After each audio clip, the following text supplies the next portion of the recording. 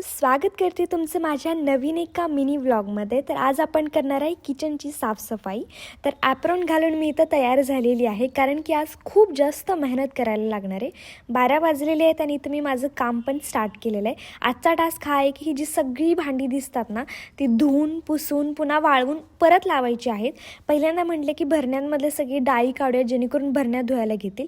आता तुम्हाला हे सांगते की आम्ही एवढी जास्त तयारी आणि साफसफाई का करत आहे। आमच्या इकडे एक देवीची यात्रा आहे, ज्याला की मायक्का चिंचणी यात्रा असं म्हटलं जातं, जे की यावर्षी 5 फेब्रुवारीच्या आसपास आहे।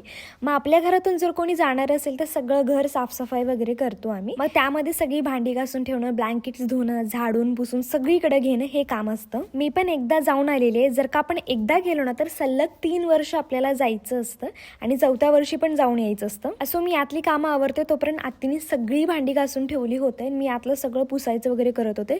फ्रीज पण इतका जास्त घाण झाला होता ना, बरेच दिवसापासून काढला नव्हता, तर सगळं धुवून वगैरे घेतलेलं आहे मी। माझी जी सासू आहे ना, ती बाहेरचं सगळं करत होते, म्हणजे बाहेर बसून भांडी घासत होते आणि मी आतमधलं सगळं करत होते।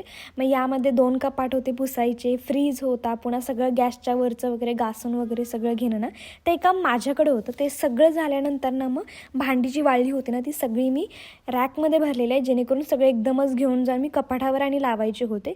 इथपर्यंत आम्हाला 4 वाजले होते आणि 5 वाजता मला बाहेर पण जायचं होतं, म्हणून मी फास्ट आवरत होते। पुन्हा मी भांडी पण लावून झालेले। खरं सांगू तर आम्ही एवढं जास्त दमलोय, इतकं जास्त दमलोय ना, कालपेक्षा जास्त वेळ लागलेला आहे आम्हाला। आणि एवढं अंग दुखायला लागले ना, हात पाय, आणि अंगामध्ये एक विकनेसपणा पण आलेला आहे।